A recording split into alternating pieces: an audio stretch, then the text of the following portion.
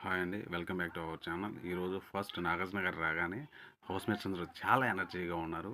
ఒక భరణి సారీ ఆయన పేరేంటి? హరీష్ గారి తరపు నుంచి. హరీష్ గారు ఎందుకు అలా ఉన్నారంటే దానికి కారణం ఉంది. అది ఏంటంటే సాటర్‌డే, సండే ఎపిసోడ్స్ అన్నీ అమ్మడమ్మడే జరుగుతాయి కాబట్టి 1 అవర్ గ్యాప్‌లో జరుగుతాయి కాబట్టి మేబీ సాటర్‌డే జరిగిన ఎపిసోడ్‌లో జరిగిన కొంచెం ఆ ఫీల్ ఏదైతే ఉందో ఆయన కొంచెం బయటికి రాలేకపోయి ఉండొచ్చు. కానీ ఇంకా కూడా చూసుకుంటే ఆయన రావచ్చు. అది కొంచెం మనం చూద్దాం మళ్ళీ తర్వాత. ఆయన తర్వాత చూసుకుంటే ఈరోజు ఫస్ట్ సేవ్ అయింది రాము రాథోడ్ గారు. ఈయన చాలా బాగా గేమ్ ఆడుతున్నారు. అందరూ హౌస్‌లో అందరూ కూడా ఏదో ఒక దొంగతనం చేసి ఎలవలో ఉన్నా కానీ సరే, రాము రాథోడ్ గారు చాలా బాగా గేమ్ ఆడారు. పర్టిక్యులర్‌గా కెప్టెన్సీ టాస్క్‌లో సపోర్టర్‌గా చాలా బాగా ఆడారని మనం చెప్పుకోవచ్చు. తర్వాత మనం చెప్పుకోవాల్సింది సంజన గారు కూడా సేవ్ అయ్యారు. దాని తర్వాత నాగార్జున గారు షష్ఠి గారిని ఏమైనా ఇష్యూస్ ఉన్నాయా అని క్వశ్చన్ చేసినప్పుడు ఆమె బనానాస్ గురించి కొంచెం చెప్పడం అనేది కొంచెం కామెడీ అనిపించింది. అంత పెద్ద స్టార్ వీళ్ళు ఆ అరటి పండ్లు అవి ఇవి గొడవలు కింద సాల్వ్ చేయాలంటే అది మరి కొంచెం కామెడీ అనిపించింది. కొంచెం అది చూసుకోవాలి. అండ్ నాగార్జున గారు తర్వాత సంజయ్ గారి కెప్టెన్సీ గురించి చెప్పారు కదా. ఇంకా థమ్స్అప్ పోయిన విషయం గురించి కూడా ఆయన అడగడం జరిగింది. కెప్టెన్గా నువ్వు ఉండేసి థమ్స్అప్ గురుగా ఏం చేయలేకపోతే ఎలాగ అనేసి అడిగితే ఆ తర్వాత ఆయన థమ్స్అప్ తీసింది ఎవరు అనేది కొంచెం చూపించడం జరిగింది.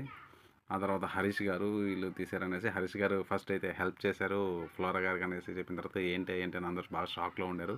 ఆ తర్వాత అర్థమైంది వాళ్ళిద్దరూ థమ్స్అప్ తీసి అది ఒక చేశారు. కొంచెం ఫన్గా బాగా చెప్పారు నాగార్జున గారు. ఆ తర్వాత సేవ్ అవ్వడం గురించి షాంపూ బాటిల్స్ పంపించారు. దానిలో సేఫ్ అయితే రెడ్, అన్సేఫ్ అయితే రెడ్, సేఫ్ అయితే గ్రీన్ అనే వస్తుంది.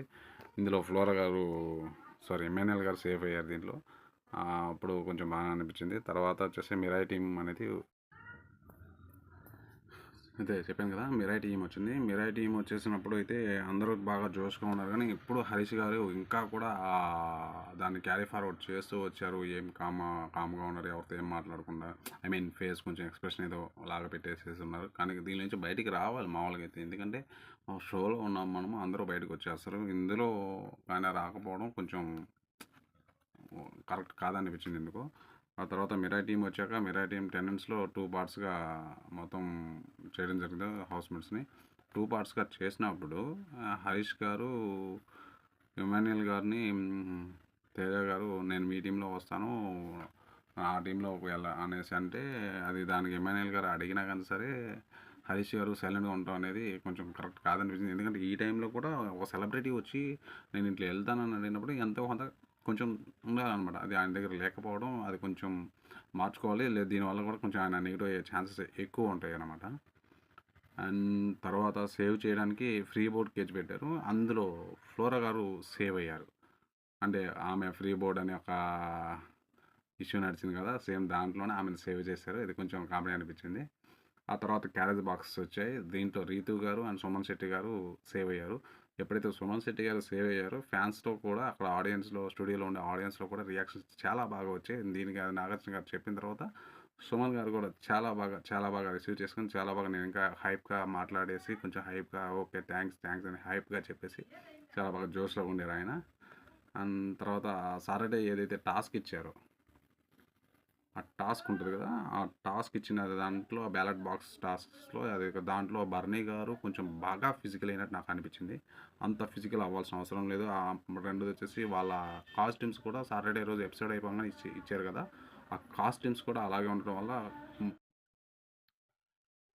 అదే కాస్ట్యూమ్స్ ఉన్నాయి కదా. కాస్ట్యూమ్స్ అనేది కొంచెం బాగా ఇబ్బంది అనిపించింది. అట్ లాస్ట్ ఆ గేమ్ అయితే అయిపోయింది. ఆ గేమ్లో అయితే వీళ్ళు గెలవడం జరిగింది.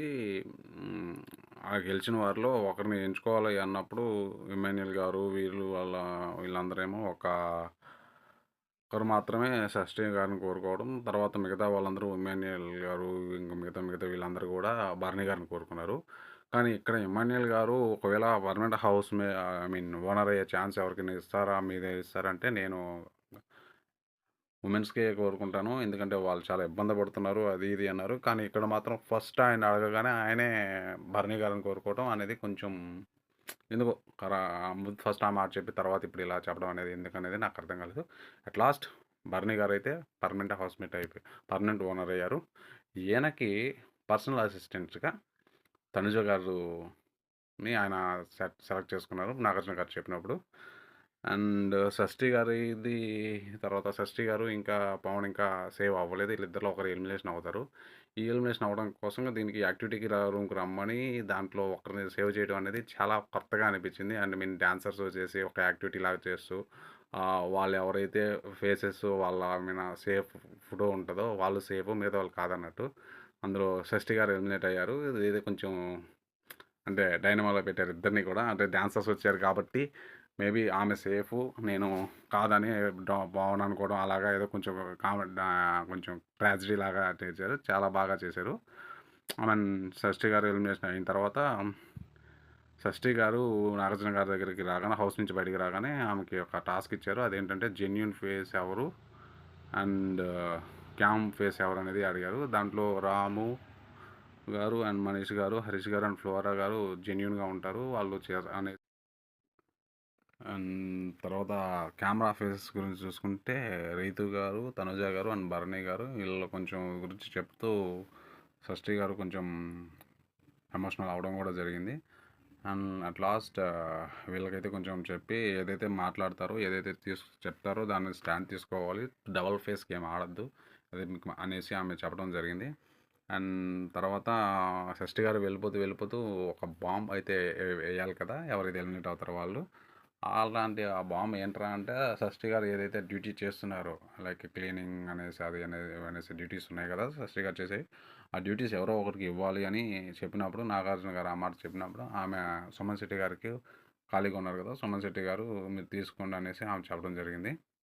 సో అల్టిమేట్లీ ఈమె డ్యూటీ మొత్తం సుమన్ శెట్టి గారు తీసుకున్నారు. ఇది ఈరోజు Bigg Boss episode. Thank you.